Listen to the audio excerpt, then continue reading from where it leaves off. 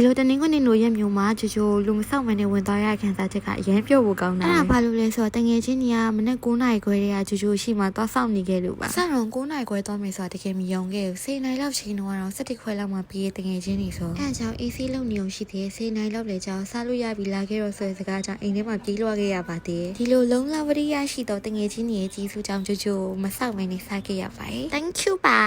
ဂျိုဂျိုလေးစားပြီးတော့156ခေါက်လောက်ပတ်ဖူးနေဂျီချစ်စကွဲကိုနောက်တစ်ပတ်ထပ်ပတ်လိုက်ပါသေးတယ်အဲ့ဒါနဲ့ waffle ဆိုင်တွေ့လို့မနေနိုင်တာနဲ့အချို့ပွဲလေးအနေနဲ့ waffle ထပ်စားခဲ့ပါတယ်နှစ်ယောက်စားတာတော့ easy ဆောင်တက်နေရပဲဒါနဲ့မေးချင်တာလေတခြားလူတွေရန်ကုန်မှာတွေ့ရင်ဘယ်နေရာကြီးမှာတွေ့ကြလဲဒီမှာသွားစရာမရှိတော့ချက်ရှိစကွဲနဲ့တိုင်းစီတီကိုလေအမေအိမ်လိုပဲခဏခဏပြန်သွားနေရတယ်လို့ခံစားရတယ်ဒီနေ့လေတင်ရှိစကွဲသွားပြီးမပြန်ချင်သေးတော့တိုင်းစီတီဘက်ပတ်ခဲ့ပါတယ်ဒီနေ့က intro ဘက်နှစ်ယောက်တက်ကြွနေတာတိုင်းစီတီပတ်ပြီးတော့မှလဲဆန်တာမှာကိစ္စတွေတခုရှိလို့လဲဆန်တာလည်းနှစ်ယောက်လဲထပ်သွားလိုက်သေးတယ်ပေါ့နော်ကြည့်ရှုပေးလို့ကျေးဇူးပါ bye bye